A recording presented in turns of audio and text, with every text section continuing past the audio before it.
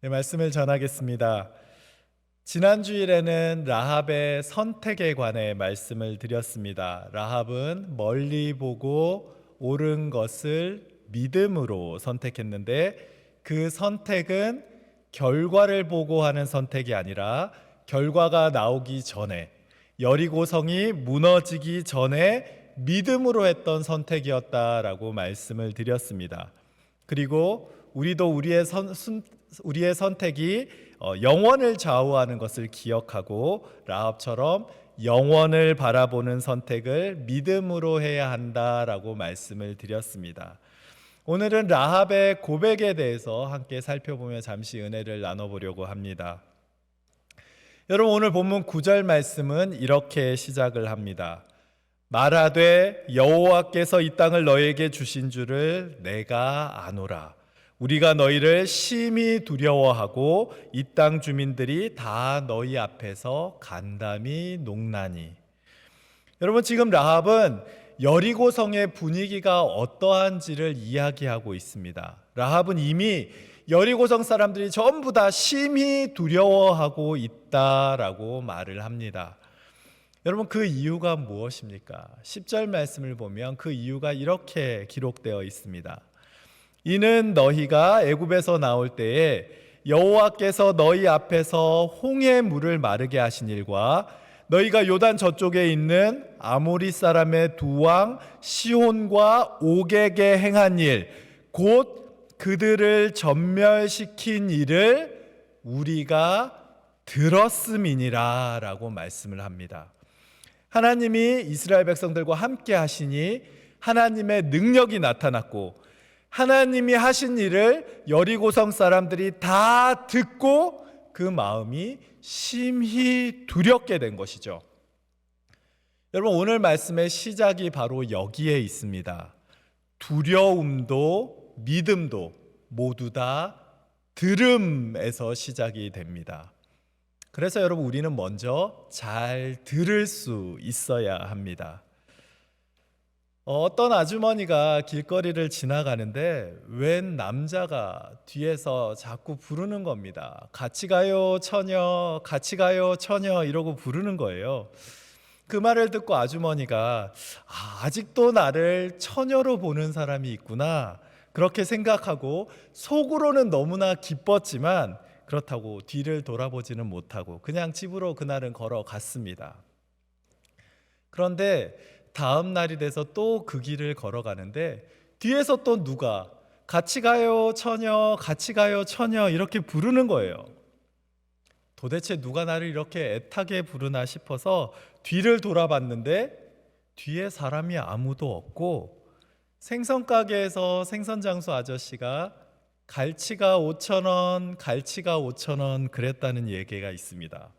이 아주머니는 갈치가 5,000원이라는 말을 같이 가요 처녀라는 말로 잘못 들었던 것이죠.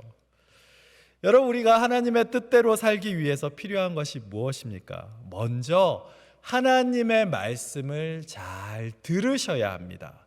이렇게 하나님이 하신 일들, 하나님의 말씀을 잘 들으면 그 다음에 어떤 일이 생겨납니까? 듣고 나면 그 들은 소식에 대해서 이제는 반응하게 되어 있습니다. 오늘 본문에 나오는 여리고성 사람들도 그랬습니다. 그들은 모두 하나님께서 하셨던 일들을 들었습니다. 이렇게 듣고 나서 나타난 반응이 무엇입니까? 그들은 모두 두려움에 빠진 것이죠. 9절 말씀을 보시면 우리가 너희를 심히 두려워하고 라고 말씀을 합니다. 이것이 여리고성 사람들의 반응이었습니다. 우리라는 말을 했으니 라합도 포함하고 있는 것이죠. 라합을 포함한 모든 여리고성 사람들이 두려움에 빠졌다라고 말씀을 합니다.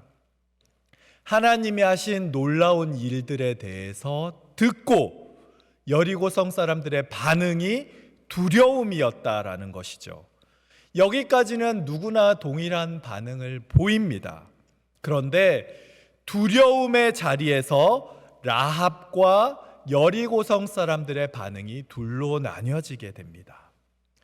여러분, 여리고성 사람들이 두려움에 빠져서 한 일이 무엇입니까? 성문을 더 굳게 닫고 경비를 더 열심히 세우고, 그래서 더 이상 이스라엘 백성들의 소식을 듣지 않고 하나님의 이야기에 대해서도 더 이상 듣지 않으려고 자신들의 귀를 막고 마음을 더 굳게 하는 것이죠. 두려움 앞에서 완고함으로 반응을 합니다. 여러분, 그런데 라합은 어떻게 반응을 했습니까? 하나님께서 하신 일을 듣고 그녀도 두려웠습니다. 그러나 그녀는 두렵기에 돌이켜서 하나님의 편에 서기로 마음을 먹습니다. 그녀는 마음을 닫는 대신에 그 마음을 열고 하나님을 그 마음의 주인으로 받아들이게 되는 것이죠. 같은 소리를 들었지만 다른 반응을 하게 되는 겁니다. 여러분, 바로 여기에 불신앙과 믿음의 차이가 있습니다. 여러분, 두려움은 누구에게나 다 찾아옵니다. 창세기 16장을 보시면 아브라함도 두려움에 빠졌었고, 여호수아 1장을 보시면 여호수아도 두려움에 빠졌었습니다. 모세도 다윗도 수많은 하나님의 사람들이 다 두려움에 빠졌던 사람들입니다. 그러나 그들은 그 두려움에 머물러 있는 것이 아니라 하나님을 의지함으로 그 두려움을 이겨냈던 사람들인 것이죠. 지금 우리의 삶도 다르지 않습니다. 여러분, 우리도 두려움에 빠질 때가 있습니다.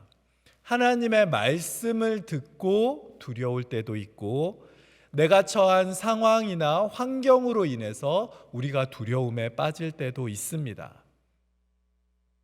직분으로 인해서 두려울 때도 있고, 관계로 인해서 두려움에 빠질 때도 있습니다. 그러나 여러분, 우리에게 중요한 것은 두려움이 아닙니다. 그 두려움 중에 무엇을 선택하는가가 중요한 것이죠. 여러분, 믿음은 현실을 부정하는 것이 아닙니다. 하나님을 의지함으로 현실을 하나님의 시선으로 재해석하는 것이죠. 그래서 믿음은 정보의 차이에서 판단 나는 것이 아니라 하나님을 의지함으로 그 해석이 반응으로 나타나게 되는 겁니다. 라합을 보십시오. 그녀는 하나님이 하신 일에 대해서 들었습니다. 그리고 두려움에 빠졌습니다. 그런데 그 두려움 가운데서 그녀는 하나님을 의지하기 시작합니다. 그리고 입술로 삶으로 그녀의 믿음을 고백하게 되는 것이죠. 여러분, 그녀의 첫 번째 고백이 무엇입니까? 9절 상반절 말씀을 한번 보십시오. 그녀는 이렇게 고백을 합니다. 여호와께서 이 땅을 너희에게 주신 줄을 내가 아노라. 라합은 지금 싸우기도 전에 이미 여호와께서 이 땅을 너희에게 주셨다라고 고백을 합니다. 여러분, 여기서 주신 줄을 이라는 말은 나탄이라는 히브리어를 사용하는데, 여러분, 이 말은 완료형으로 사용이 되어 있습니다. 그러니까 라합은 지금 싸우기도 전에 이미 하나님께서 이 땅을 너희에게 주셨다라고 과거형을 사용해서 말을 하고 있는 것이죠. 그런데 여러분, 이 주셨다라는 나탄이라는 단어가 다른 성경에 쓰인 부분들이 있는데, 그 부분들을 보시면 좀 더 이 의미가 명확하게 이해가 됩니다. 여러분, 창세기 12장 7절 말씀을 보면 이 나탄이라는 단어가 등장하는데, 창세기 12장 7절 말씀은 이렇습니다.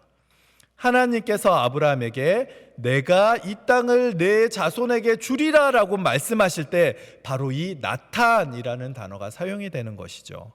여러분, 출애굽기 6장 8절에서도 이 나탄이라는 단어가 사용이 되는데, 내가 아브라함에게 주기로 맹세한 그 땅을 너희에게 주겠다라고 할 때도 이 표현이 사용이 됩니다. 그런데 여러분, 이 말씀들을 가만히 생각을 해보시면 이 나탄이라는 말은 단순한 선물로 주겠다라는 의미가 있는 것이 아니라 하나님께서 약속하셨던 그 언약을 내가 실현해 주시겠다라고 할 때 주로 이 나타나 주시겠다라는 말을 그때 주로 사용을 합니다. 그러니까 인간이 요청해서 주는 것이 아니라 하나님께서 당신이 주권적으로 결정하셔서 넘겨주시는 행위를 하실 때 그 주시겠다라는 말이 나탄이라는 말을 사용한다는 겁니다. 여러분, 지금 라합의 고백이 바로 이런 고백입니다. 이 전쟁의 주체는 인간이 아니라 하나님이 이미 결정을 하셨고 이 땅을 너희에게 넘겨주셨다라고 신앙 고백을 라합은 지금 하고 있는 것이죠. 여러분, 놀랍지 않습니까? 너희가 이길 거야 정도에서 끝나는 것이 아니라, 그래서 내가 너희 편을 들고 있어 라고 말하는 것이 아니라, 이미 이 성은 하나님께서 너희에게 주신 것이야 라고, 그렇게 나타니라고 고백을 하는 겁니다. 여기서 끝이 나지 않습니다. 그렇게 너희에게 이 땅을, 이 성을 이미 넘겨주신 것을 내가 안다라고 고백을 합니다. 여러분, 여기서 사용되는 안다라는 말도 그냥 단순히 정보를 안다라는 의미에서 끝나는 것이 아닙니다. 여기서 안다라는 말은 야다티라는 말을 사용하는데, 이것은 소문을 들어서 안다 이 정도가 아니라 내가 관계적으로 그 말을 알고 있습니다라는 뜻을 갖고 있습니다. 다시 말하면 내가 이미 하나님께 내 마음을 들여서 알고 있습니다라는 뜻이 되는 거죠. 나는 이미 그분을 결과적으로 받아들였습니다. 그분의 뜻을 알고 있습니다라고 고백을 하는 겁니다. 보십시오. 이것이 바로 라합의 고백이었습니다. 아직 전쟁을 시작하지도 않았지만 라합에게는 이미 이 전쟁이 끝이 나버린 전쟁이었습니다. 지금 우리의 삶에도 하나님께서 이미 나타나신 일들이 많이 있습니다. 단지 그 일이 아직 우리의 눈에 보이지 않을 뿐입니다. 그러니 여러분 앞에 놓여 있는 수많은 세상의 여리고성들 앞에서 두려워하지 마십시오. 하나님께서는 그 해결되지 않을 것처럼 보이는 난공불락의 수많은 성들을 이미 저와 여러분에게 나타나셨습니다. 또 한 가지 우리가 주목해야 하는 사실이 있습니다. 그녀는 지금 몸은 여리고 안에 있었지만 그녀는 이미 여리고 사람이 아니라 하나님의 사람이었다라는 사실입니다. 여러분 잘 기억하십시오. 믿음은 위치의 문제가 아니라 소속의 문제입니다. 그러면 동일한 질문을 지금 저와 여러분에게도 던져보아야 합니다. 지금 우리는 하나님께 소속된 하나님의 사람들입니까? 아니면 세상에 속한 세상의 사람들입니까? 우리가 지금 교회 안에 있지만 여전히 세상의 방식과 가치관으로 남들을 시기하고 질투하고 판단하고 살아간다면, 하나님의 뜻이 아니라 내 생각을 중심으로 살아간다면 우리는 지금 교회 안에는 있을 수 있지만 하나님의 사람이 아니라 세상의 사람, 세상에 속한 사람이 될 수밖에 없습니다. 반대로 라합처럼 여리고 안에 머물면서도 세상에서 살아가면서도 우리가 하나님께 속해 있다면 우리는 어디에 있든지 하나님의 사람으로 살아갈 수 있게 되는 겁니다. 그러니 여러분, 내가 지금 살아가는 내 삶의 위치가 그 자리가 어딘가에 집중하는 것이 아니라 내가 지금 어디에 속해 있는가를 반드시 돌아보십시오. 그리고 라합처럼 하나님의 편에 속해 있는 그런 저와 여러분의 삶이 되시기를 주님의 이름으로 간절히 축복합니다. 여러분, 라합의 두 번째 고백이 있습니다. 라합의 두 번째 고백은 9절 하반절 말씀을 보시면 기록이 되어 있습니다. 이 땅 주민들이 다 너희 앞에서 간담이 농나니라고 고백을 하고 있는 것이죠. 여러분, 하나님의 역사하심은, 하나님의 말씀은 대적들의 간담을 녹게 만듭니다. 대적의 성문을 차지하게 만들죠. 여러분, 이것이 바로 하나님의 말씀의 능력입니다. 그 능력이 나타날 때 원수는 두려워서 떨 수밖에 없습니다. 여러분, 그러면 그 말씀의 능력은 어떻게 나타납니까?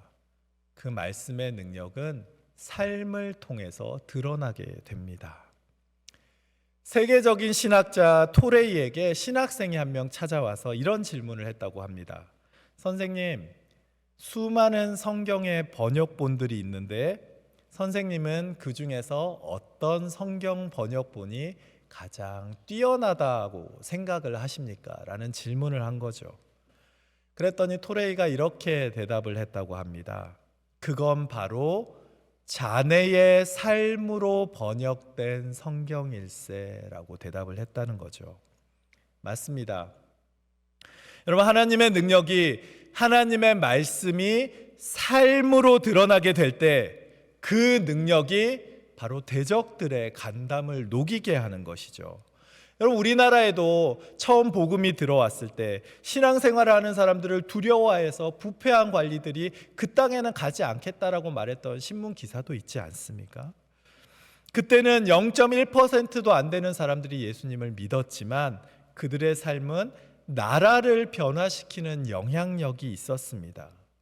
그런데 지금 우리의 문제는 무엇입니까?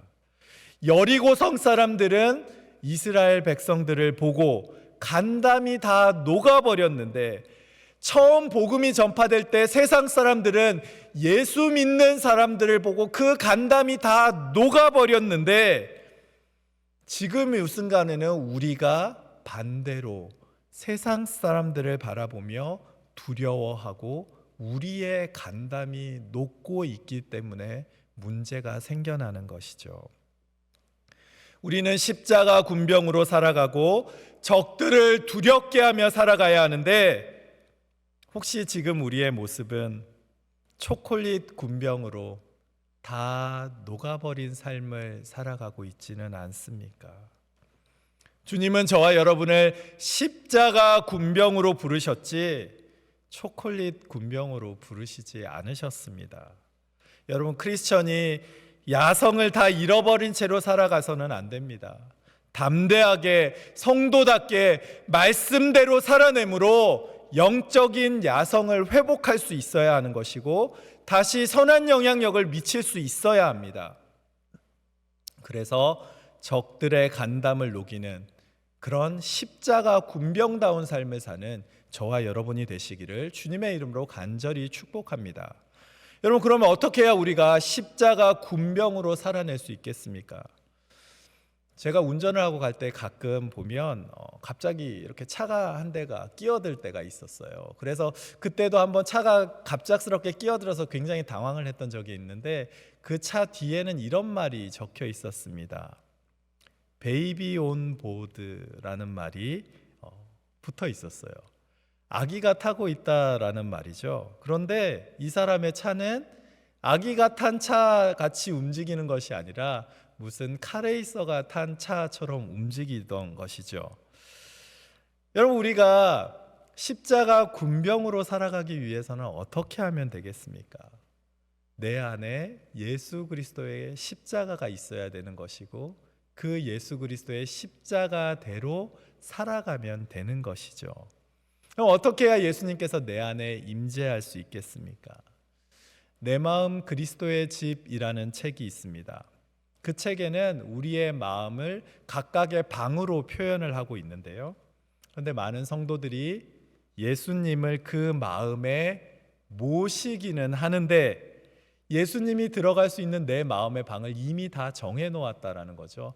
예수님 이 방은 들어가셔도 돼요. 예수님 이 방은 들어가셔도 돼요. 그런데 이 방은 접근 금지입니다라고 말을 한다라는 거죠. 여러분, 그건 예수님을 주인으로 삼는 것이 아니라 예수님을 손님으로 대하는 겁니다. 우리는 내 삶의 모든 영역을 하나님이 다스리실 수 있도록 그렇게 온전하게 내어드릴 때 주님께서 내 삶의 주인이 되는 것이죠. 그래야 우리는 십자가 군병으로 살아갈 수 있게 됩니다. 그러니 여러분, 무엇보다 먼저 여러분의 마음 가운데 예수님의 십자가를, 그 마음의 가장 중요한 자리를 내어드리십시오. 그럴 때 그 십자가의 능력을 의지하고 힘입고 나아갈 때 우리는 세상을 두려워하는 사람들이 아니라 세상을 이겨내는 십자가 군병으로 살아갈 수 있습니다. 라합의 세 번째 고백이 있습니다. 여러분, 라합의 세 번째 고백은 11절 하반절 말씀을 보면 이렇게 고백을 합니다. 너희의 하나님 여호와는 위로는 하늘에서도 아래로는 땅에서도 하나님이시니라.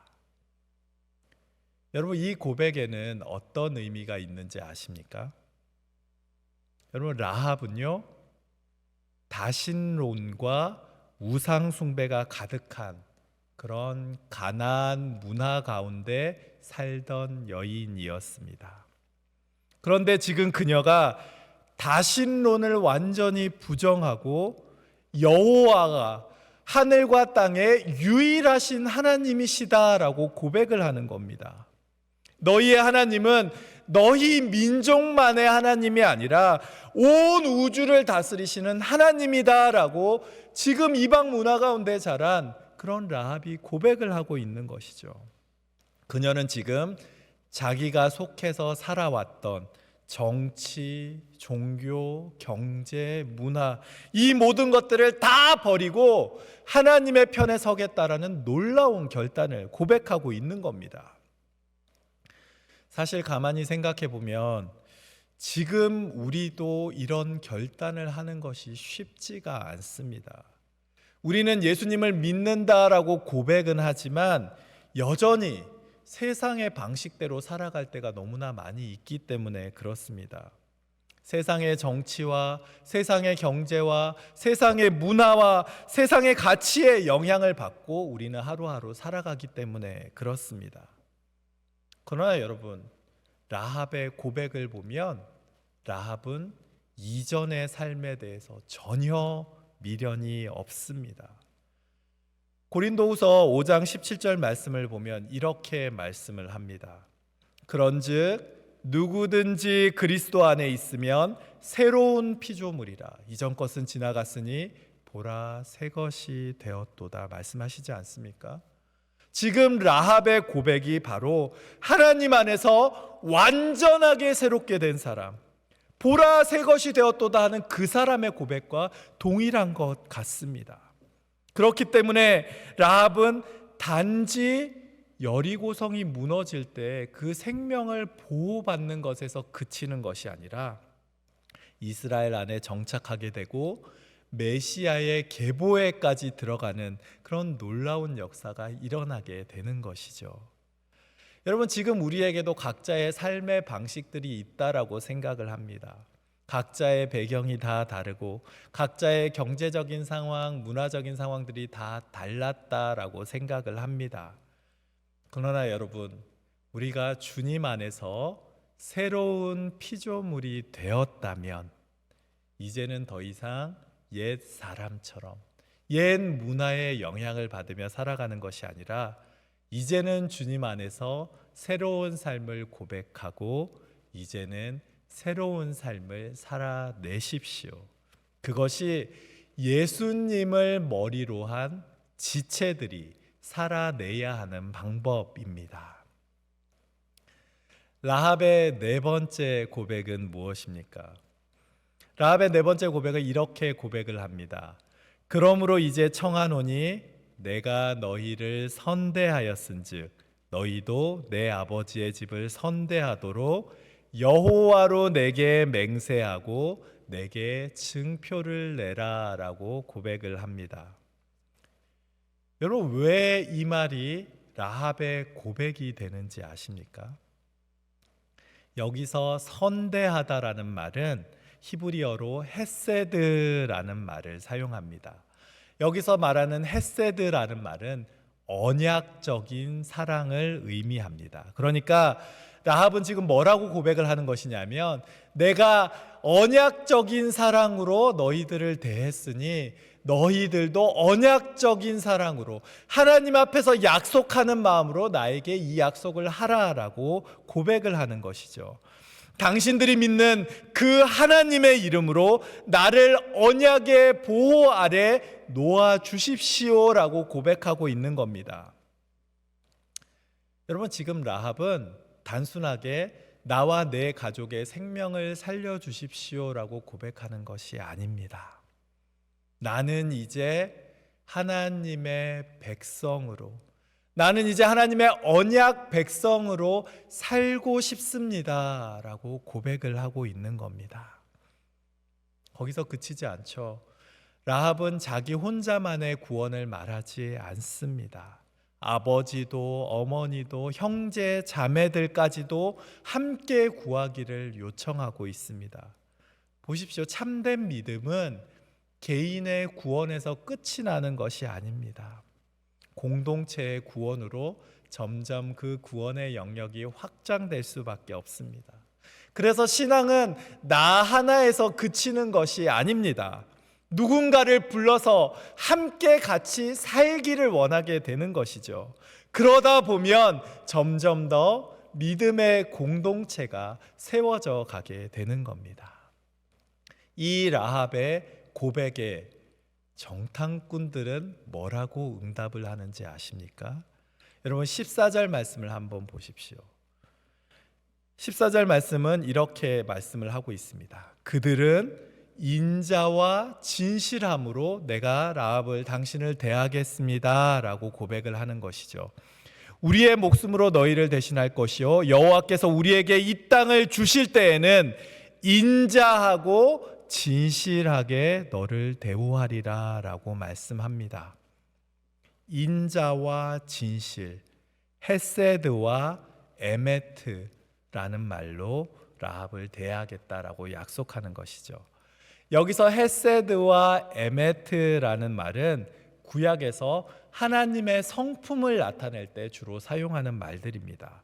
그러니 라합이 요구했던 하나님의 신실하심을 정탐꾼들도 우리가 신실함으로 진실함으로 당신의 약속을 지키겠습니다 라고 이야기를 하는 겁니다.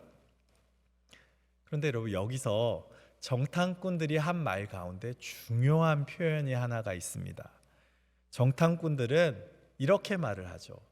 우리가 이 땅을 정탐하고 우리가 이 땅을 점령할 때 당신을 살려주겠습니다 라고 말하지 않습니다.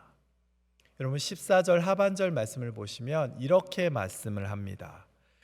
여호와께서 우리에게 이 땅을 주실 때에는 이라고 말씀을 하죠. 여러분, 이 말은 무슨 뜻이냐면 여리고성을 우리 힘으로 점령하는 것이 아니라 하나님께서 이 땅을 우리에게 주실 때에는 이라고 고백을 하고 있는 겁니다. 여러분, 라합의 고백처럼 정탐꾼의 대답도 참 멋지지 않습니까? 그들은 다 하나님께서 이 모든 일을 신실하게 행하실 것을 믿고 대답하고 고백하고 있는 겁니다. 그런데 여러분, 가만히 한번 쭉 이 모든 대화를 생각해 보십시오. 라합이 했던 모든 고백을 한번 잘 생각해 보십시오. 라합이 했던 이 모든 고백의 시작이 어디에 있었습니까? 그녀는 이스라엘 백성들에게 역사하셨던 그 하나님을 직접 본 것도 아니고 직접 그 기적들을 경험한 것도 아닙니다. 그녀는 그저 하나님의 역사하심을 듣기만 했습니다. 그런데 그저 소문으로만 들은 하나님의 그 말씀이 그녀의 삶을 완전히 변화시켜 버리게 된 것이죠. 여러분, 이것이 바로 하나님의 말씀의 능력입니다. 지금도 하나님께서는 그 말씀으로 이렇게 역사하고 계십니다. 그래서 여러분, 로마서 10장 17절 말씀을 보면 이렇게 말씀을 합니다. 그러므로 믿음은 들음에서 나며 들음은 그리스도의 말씀으로 말미암았느니라. 보십시오. 우리의 믿음도 하나님의 말씀을 듣는 데서 시작이 됩니다. 그런데 저와 여러분의 문제가 무엇입니까? 우리는 자꾸 하나님의 말씀이 아니라 세상의 소리에 귀를 기울입니다. 시끄러운 세상의 소리가 끊임없이 우리에게 들려옵니다. 여러분, 그 소리를 가만히 듣다 보면 당장에 큰 문제가 생길 것 같기도 하고 당장에 세상 사람들처럼 살아야만 될 것처럼 느껴지기도 합니다. 왜 그런지 아십니까? 우리에게 들려오는 세상의 소리는 크고 두렵기 때문에 그렇습니다. 여러분, 쿡 아일랜드라는 섬이 있습니다. 그 섬은 엄청난 파도가 계속해서 태평양에서 밀려와서 그렇게 파도 소리가 큰 섬이라고 합니다. 그런데 막상 해안가에 가면 파도가 전혀 치지를 않는다라고 합니다. 왜 그런지 아십니까? 거기에는 산호 벨트가 있어서 파도 소리가 아무리 크더라도 그 산호 벨트에 다 막혀서 소리만 크지 아무런 위협이 되지를 않는다는 거죠. 저와 여러분을 향한 세상의 소리도 마찬가지다라는 생각을 합니다. 세상의 소리는 크고 두렵습니다. 끊임없이 우리를 두렵게 하려고 하죠. 그러나 여러분, 그 소리는 결코 우리를 쓰러뜨릴 수 없습니다. 그러니 여러분, 세상의 소리가 아니라 하나님의 말씀을 들으십시오. 그리고 라합처럼 담대하게 믿음으로 살아내십시오. 라합과 함께 하셨던 하나님께서는 지금 저와 여러분의 삶에도 동행해 주시고 우리와 함께 하시고 그 길을 인도하고 계시는 줄 믿습니다. 말씀을 마치겠습니다. 뉴턴이 만류 인력을 발견하기 전에도 여러분, 사과는 계속해서 떨어지고 있었습니다. 그런데 뉴턴만 사과가 떨어지는 이유에 대해서 관심을 가졌고 결국 만류 인력을 발견하게 되었죠.